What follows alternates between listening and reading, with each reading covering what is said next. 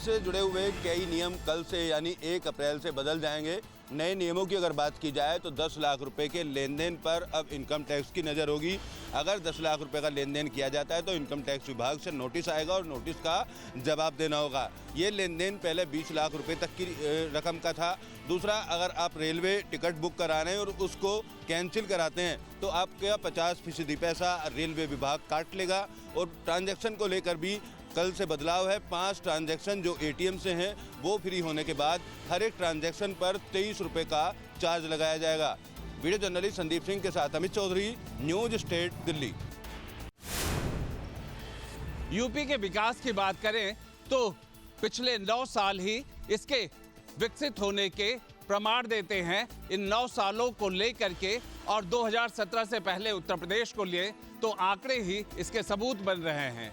उत्तर प्रदेश बनने के बाद 2017 तक 14,000 के आसपास कारखाने और फैक्ट्रियां जोड़कर लगाई जा सकती हैं कि ये आंकड़े सिर्फ 14,000 के आसपास तक था। लेकिन 2017 से लेकर अगर अब हम इसके आंकड़े की बात करें तो ये 32,000 से ज़्यादा है जहां पर फैक्ट्रियां और कारखाने लगे हैं। तो विकास को देखा जा सकता है कि पिछले 9 सालों में किस तरीके से ये संख्या दुगनी से ज़्यादा हो गई और 2017 में ये संख्या कहीं कम थी। जिस तरीके से योगी सरकार काम कर रही है विकास को लेकर के, औद्योगिक विकास को लेकर के, इंफ्रास्ट्रक्चर को लेकर के, ये आंकड़े उसी की कहानी है। वीडियो जर्नलिस्ट सूफी खान के साथ आलोक पांडे, न्यूज स्टेट, लखनऊ। पंचायत से किस तरीके से वैकल्पिक ऊर्जा को लेकर के काम किया जा सकता है, इसका उदाहरण उत्तर प्रदेश के पंचायती विभाग से मिलता है, जहां पर अगर गोबर या गौवंश की बात की जाए तो बायोगैस भी बनाई जा रही है और ऊर्जा से लाभ भी लिया जा रहा है। अगर हम बात करें कि गौशालाओं से जिस तरीके से कचरा निकल रहा है या फिर उनके खाद के साथ साथ अगर उसे हम आय के साथ जोड़ें तो लगभग 28 लाख रुपयों की न सिर्फ पंचायत विभाग को लाभ मिल रहा है बल्कि ऊर्जा की बात करें तो बायोगैस को लेकर के 74 जिलों में लगभग 116 संयंत्र लगाए गए हैं। भूसा बैंक के साथ साथ गाय के जिस तरीके की गौशालाएं और वहां के गोबर से बायोगैस का निर्माण हो रहा है, इस कठिन दौर में जहां पर युद्ध का साया अभी तक चल रहा है, ऐसे में कहीं ना कहीं ये फिर प्रदेश को मजबूत कर रहा है वैकल्पिक ऊर्जा के सोर्स को लेकर। वीडियो जर्नलिस्ट सूफी खान के साथ आलोक पांडे, न्यूज स्टेट, लखनऊ। बसपा प्रमुख मायावती ने आज अपने उत्तर प्रदेश कार्यालय पर बहुजन समाज पार्टी के कार्यकर्ताओं के साथ बैठक की। इस बैठक में सभी जोनल कोऑर्डिनेटर, जिला अध्यक्ष के साथ सेक्टर प्रभारियों को बुलाया गया था। बसपा प्रमुख मायावती का मकसद ये था कि जो पिछली बैठक में टारगेट दिए गए थे उन्हें कितना अचीव किया गया। दरअसल पिछली बैठक में बसपा प्रमुख मायावती ने सभी कार्यकर्ताओं से कहा था कि बूथ लेवल की कमेटियां पूरी तरीके से गठित कर ली जाएं ताकि संगठन को विस्तार दिया जा सके। चुनाव अब बेहद नजदीक है, ऐसे में बसपा प्रमुख मायावती चाहती हैं कि चुनाव से पहले ही संगठन को पूरी तरीके से चुस्त दुरुस्त कर लिया जाए। यही नहीं, 14 अप्रैल को बाबा साहब भीमराव अंबेडकर की जयंती है। इस मौके पर बहुजन समाज पार्टी एक बड़ा कार्यक्रम करने को लेकर चर्चा कर रही है, जिसमें कार्यकर्ताओं की सहभागिता भी होगी। बहुजन समाज पार्टी चाहती है चुनाव से पहले वो अपनी पूरी ताकत के साथ चुनाव में यानी मैदान में उतरे। लखनऊ से वुडन सफल हसन के साथ प्रदीप शर्मा, न्यूज स्टेट, उत्तर प्रदेश। प्रधानमंत्री नरेंद्र मोदी गुजरात के एक दिन के दौरे पे है। जो अहमदाबाद के नज़दीक जो गांधीनगर में कोबा है वहाँ पे जो सम्राट संपत्ति जो म्यूज़ियम है उसका उद्घाटन किया। आप देख सकते हैं मेरे पीछे कि यहाँ पे जो पद्म सागर सूरी जी महाराज है जिन्होंने पद विहार करके यहाँ से 2.5 लाख किलोमीटर की जो पैदल यात्रा करके अलग अलग जो राज्यों से जो डॉक्यूमेंट्री या जो यादगार चीज़ें हैं वो यहाँ ला के रखी गई है, जिसका प्रधानमंत्री नरेंद्र मोदी ने आज उद्घाटन किया। इसमें खासकर बात की जाए तो जो विनपति है और पत्र है, मूर्तियां है, साथ में पीतल की कला के साथ साथ धार्मिक कहानियों को दिखाने वाली जो पेंटिंग्स है उसका एक बड़ा जो कलेक्शन है वो यहाँ प्रदर्शनी में रखा गया है, जो प्रधानमंत्री नरेंद्र मोदी ने आज इसका उद्घाटन किया है। 23 तारीख के बाद आम पब्लिक के लिए इसको खोल दिया जाएगा। कैमरामैन खत्री के साथ बलदेव ब्रह्मा क्षत्रिय, गांधीनगर। तरीके से आज का लोधरा मैं दर्शन करने आया हूँ। यहाँ स्नान, दर्शन, पूजा सबके प्रबंधन में महाकाल और हमारे राज्य में परस्पर यूपी के साथ साझा कर सकते हैं, वो देखने आए। तो मध्य प्रदेश उत्तर प्रदेश के किस तरीके से एक तरह से जुड़ाव दिख रहा है यहाँ पर जो आप अब सम्मेलन में भाग लेने वाले हैं? ये है आत्मीय संबंध है, युगों से है। 12 ज्योतिर्लिंग में से एक बाबा का धाम है, उज्जैन भी वही है, तो ये परस्पर होना ही चाहिए। माननीय प्रधानमंत्री के आशीर्वाद से हम इसको बढ़ा रहे हैं। तो आने वाले दिनों में सिंहस्थ कुंभ है, उसको लेकर भी मैनेजमेंट की तैयारी हो रही है। तो जिस तरीके से मुख्यमंत्री मध्य प्रदेश के बता रहे थे कि मध्य प्रदेश और उत्तर प्रदेश में जो एक समझौता है वो किस तरीके से विस्तार दिया जाए और भीड़ मैनेजमेंट को किस तरीके से सीखा जाए, इस दोनों ही राज्य मिलकर इसका परस्पर सहयोग करेंगे। और इस समय आप देख सकते हैं कि रानी अहिल्याबाई की मूर्ति के पास खुद मुख्यमंत्री जो मोहन यादव हैं वो खड़े होकर के नमन करते हुए और श्रद्धांजलि देते हुए, और साथ में उत्तर प्रदेश के जो उत्तर सरकार में मंत्री हैं नंद गोपाल नंदी भी मौजूद हैं। तो फिलहाल इस तरीके से जो ये आयोजन किया जा रहा है इसमें मुख्य लक्ष्य है कि किस तरीके से उत्तर प्रदेश और मध्य प्रदेश के बीच में समन्वय स्थापित हो और इसका फ़ायदा सीधे सीधे जनता को मिले। वीडियो जर्नलिस्ट शिवम मिश्रा के साथ सुशांत मुखर्जी, न्यूज़ 8 वाराणसी। गढ़वाल मंडल विकास निगम भी चारधाम यात्रा की तैयारियों में जुटा है और यूं कहें कि तैयारियों को अंतिम रूप दिया जा रहा है तो अतिशयोक्ति नहीं होगी। गढ़वाल मंडल विकास निगम के एमडी प्रतीक जैन ने आज इस बात की जानकारी दी कि अभी तक जो अग्रिम बुकिंग के लिए जो बुकिंग होती है, अग्रिम बुकिंग होती है, उसमें 4 करोड़ से ज़्यादा का रेवेन्यू अभी तक निगम को मिल चुका है। इसके अलावा पर्याप्त संख्या में मानव संसाधन और इसके अलावा जो भी ज़रूरतें हैं, गेस्ट हाउस पूरी तरह से मेंटेन कर दिए गए हैं। और पिछले वर्ष की अगर तुलना करते हैं तो पिछले वर्ष पूरे साल में 40 से 45 करोड़ का रेवेन्यू गढ़वाल मंडल विकास निगम को मिला था, जिसमें यात्रा भी शामिल थी और शीतकालीन यात्रा भी शामिल थी। लेकिन इस बार 4 से 5 करोड़ की बुकिंग अग्रिम आ चुकी है और ऐसा माना जा रहा है कि अगर वो मिडिल ईस्ट में चल रहे तनाव के चलते डीजल, पेट्रोल या एलपीजी पर कोई प्रभाव नहीं पड़ा तो यात्रा पहले से बेहतर होने जा रही है। देखिए, अर्निंग का पोटेंशियल बहुत अच्छा ही है यात्रा में, अगर हम देखें इस साल की यात्रा में, क्योंकि बीच में एक अधिक मास भी है और अधिक मास की वजह से यात्रा का जो नॉर्मल ड्यूरेशन 5.5 से 6 महीने रहता है वो भी 1 महीने से बढ़ जाएगा इस साल। और इसीलिए हम देख सकते हैं यात्रा का जो स्टार्टिंग टाइम है वो भी इस बार थोड़ा जल्दी है। 22-23 अप्रैल के आसपास ही सभी चारों धाम खुल जाएंगे। और अगर केवल GMVN की बात करें तो ऑलरेडी हमारे को 5.5 करोड़ की एडवांस बुकिंग अभी तक प्राप्त हो चुकी है, जो कि एक बहुत अच्छा नंबर है। अभी तो यात्रा चालू होने में 20 दिन है, लेकिन हम देख सकते हैं कि जून जुलाई की भी कुछ डेट्स जो हमने ओपन करी हैं उस टाइम की भी अभी तक एडवांस बुकिंग होने लगी है। इसका मतलब अच्छे संकेत हैं। यात्रीगण जो भी हैं अलग अलग प्रदेशों से, वो खासा उत्साह उनमें देखा जा सकता है, क्योंकि हमारे को अक्रॉस द कंट्री हमारे को क्वेरीज प्राप्त हो रही हैं और वहाँ से बुकिंग्स भी प्राप्त हो रही हैं, तो अच्छे संकेत है मुझे लगता है। अपने सहयोग कैमरामैन फणि कुमार के साथ न्यूज़ 8 के लिए देहरादून से सिर्फ कांड के मुख्य आरोपी शुभम जायसवाल के एक और सहयोगी वैभव जायसवाल को पुलिस ने वाराणसी के कज्जाकपुरा से गिरफ्तार किया है। दरअसल वैभव जायसवाल एक शराब का ठेका संचालित करता था, जिसमें शुभम जायसवाल का पूरा पैसा लगा हुआ था। माना जा रहा है कि 90% से भी अधिक का पैसा शुभम जायसवाल ने अपनी पत्नी के नाम से उस शराब के ठेके में लगाया था। पुलिस को जब इसकी भनक लगी तो पुलिस ने वहां छापा मारा, जहां पर वैभव जायसवाल को गिरफ्तार किया गया और साथ ही 20 लाख से भी अधिक कैश को भी पुलिस ने जब्त किया है। माना जा रहा है कि शुभम जायसवाल अपने कफ सिर्फ केस के साथ ही जो हवाला का काम करता था उसके सारे पैसे को अवैध तरीके से गलत धंधों में लगाता था। उसी कड़ी में ये शराब का ठेका भी शामिल है। पुलिस का मानना है कि इसके पीछे कई और लोग हैं जिनकी गिरफ्तारी भी जल्द होगी। वीडियो जर्नलिस्ट शिवम मिश्रा के साथ सुशांत मुखर्जी, न्यूज़ 8 वाराणसी। AI के बारे में जानना अब दुनिया की सबसे बड़ी जरूरत हो गया। यही वजह है कि माध्यमिक शिक्षा विभाग से 11वीं और 12वीं के बच्चों को एआई की ट्रेनिंग दी जाएगी। इसके लिए बाकायदा 15 अप्रैल से सेशन शुरू होगा जो 60 दिनों तक चलेगा।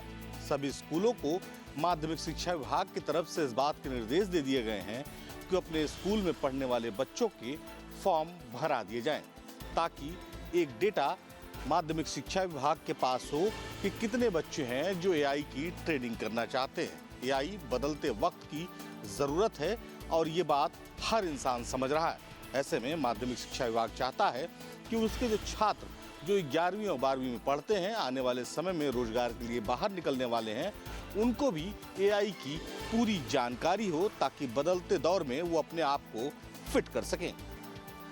लखनऊ से बुढ़ेल सफर हसन के साथ अखिल शर्मा, न्यूज़ स्टेट उत्तर प्रदेश।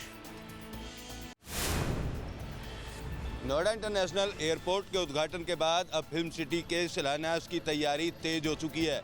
24 अप्रैल को नोएडा इंटरनेशनल फिल्म सिटी का शिलान्यास होने का अनुमान लगाया जा रहा है और अधिकारियों ने इसको लेकर तैयारी शुरू कर दी है। दरअसल यमुना प्राधिकरण की स्थापना दिवस 24 अप्रैल को है, तो इसी दिन फिल्म सिटी के शिलान्यास की तैयारी है। मुख्यमंत्री योगी आदित्यनाथ शिलान्यास में पहुंच सकते हैं। इसके अलावा फिल्म सिटी की अगर बात की जाए तो सेक्टर 21 में 231 एकड़ में फिल्म सिटी बनाई जानी है, जो 1700 करोड़ रुपए की लागत से बनाई जाएगी और आधुनिक फिल्म सिटी बनाई जा रही है, जिसमें देश और विदेश की तमाम फिल्मों की शूटिंग की जा सके, तमाम OTT पे चलने वाली सीरीज की शूटिंग की जा सके। आउटडोर स्टूडियो और इंडोर स्टूडियो के साथ साथ आधुनिक तमाम जो साइट हैं वो बनाई जाएंगी शूटिंग के लिए। और इस फिल्म सिटी का निर्माण 4 चरणों में किया जाएगा। पहला चरण जल्द शुरू होने का अनुमान जताया जा रहा है। जिस तरीके से अब नोएडा इंटरनेशनल एयरपोर्ट का उद्घाटन शुरू हो गया है, तो फिल्म सिटी का निर्माण कार्य भी तेजी से चलने वाला है और आने वाले समय में इस पूरे क्षेत्र में रोजगार की अपार संभावनाएं बनती हुई नजर आ रही हैं।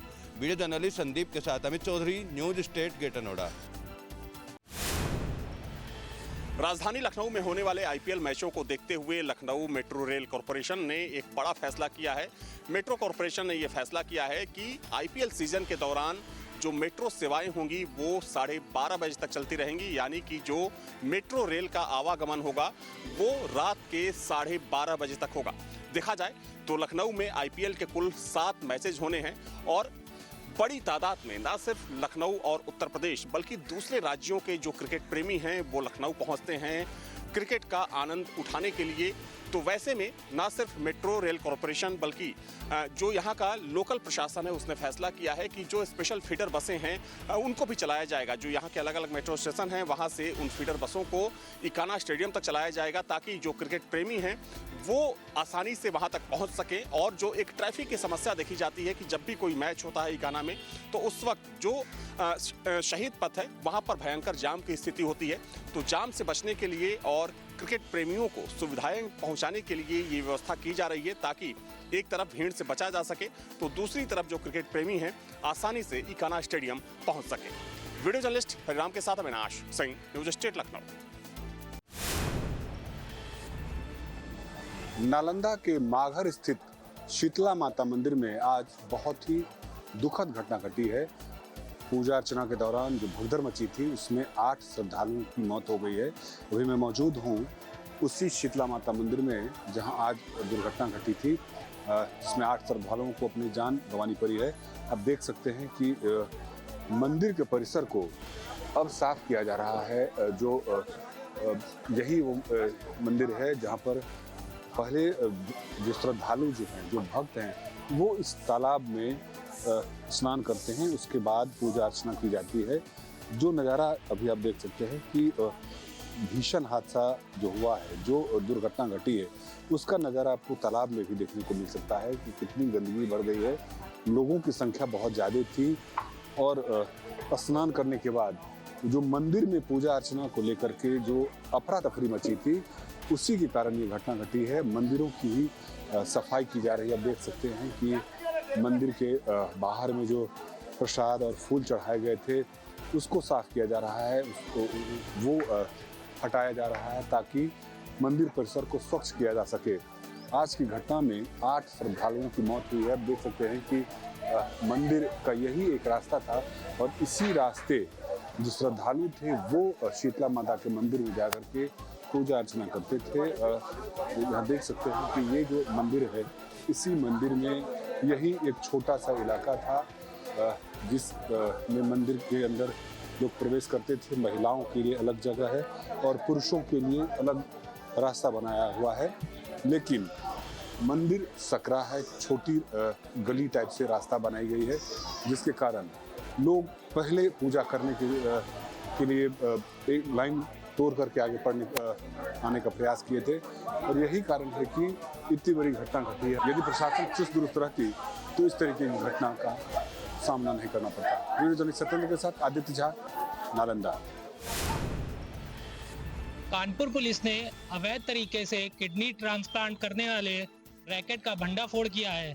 पुलिस ने इस मामले में 6 लोगों को गिरफ्तार किया, जिसमें 5 डॉक्टर और इस पूरे रैकेट का मास्टरमाइंड जो कि एम्बुलेंस चालक शिवम है, उसको भी गिरफ्तार किया है। 4 अन्य लोग इसमें वांछित हैं। इस पूरे मामले का खुलासा तब हुआ जब मूलतः बिहार का रहने वाला एक शख्स आयुष, जिसको शिवम ने एक टेलीग्राम ऐप के जरिए फंसाया और किडनी डोनेट करने के बदले उसको 10 लाख रुपए का आश्वासन दिया, लेकिन किडनी देने के बाद उसको पूरे पैसे नहीं मिले, जिसके बाद आयुष ने इसकी शिकायत पुलिस से की और पुलिस ने फिर जांच के बाद इस पूरे मामले का खुलासा किया। कानपुर पुलिस और कानपुर मेडिकल डिपार्टमेंट द्वारा अब तक संयुक्त रेड में 6 लोगों को हम लोगों ने अरेस्ट करा है, जो मानव के अंगों का जो है ट्रांसप्लांट कराते थे अवैध ढंग से। उन लोगों को पकड़ा है। यहाँ पर हॉस्पिटल के मालिक जिनके यहाँ पर ये ट्रांसप्लांट कराया गया था वो आहूजा हॉस्पिटल है, उनके जो ओनर और डॉक्टर दोनों को पकड़ा जा चुका है। जो किंग पिन था वहाँ पर शिवम अग्रवाल, उसको पकड़ा जा चुका है और जो डॉक्टर जो करता था वो अभी यहाँ पर उनकी टीम वो जो है फरार है।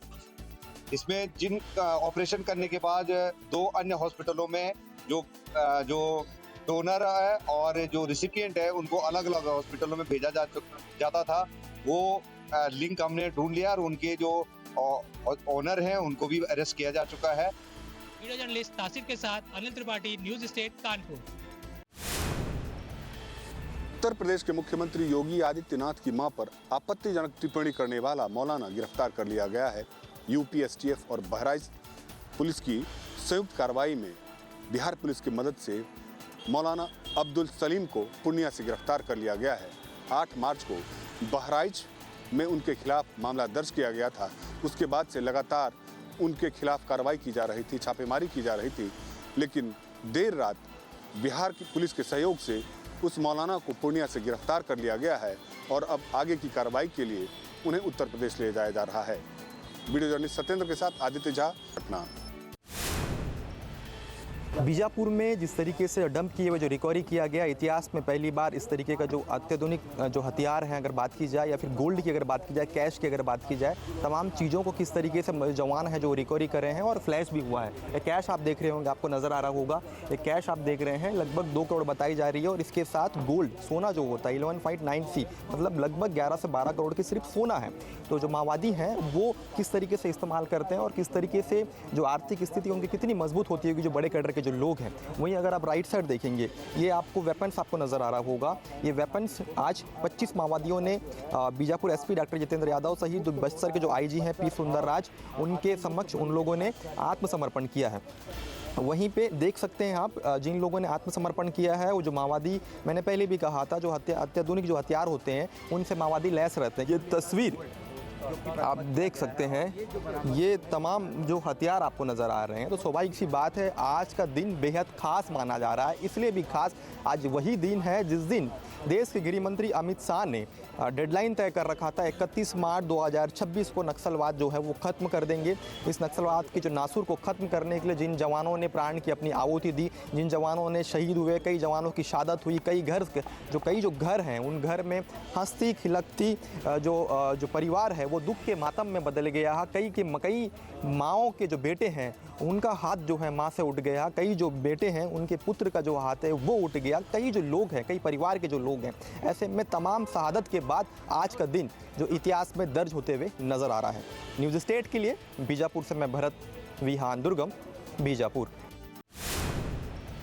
अपराधी कितना भी शातिर हो लेकिन कानून के शिकंजे से बच नहीं सकता, जिसकी मानगी मुरादाबाद जनपद से देखने को मिली है। मुरादाबाद जनपद के पागुड़ा थाना इलाके के हासमपुर गोपाल का रहने वाला नरेश एक हिस्ट्री सीटर बदमाश है, जिसके खिलाफ लूट डकैती समेत संगीन अपराधों के 9 मुकदमे अलग अलग थानों में दर्ज हैं। नरेश ने पुलिस से बचने का एक अनोखा ही तरीका इख्तियार किया, जिसके चलते 21 साल पहले नरेश अपने परिवार को छोड़कर घर से गायब हो गया और संभल जनपद में सुल्तान पुत्र जमालुद्दीन के नाम की पहचान बताकर रहने लगा। इतना ही नहीं, नरेश ने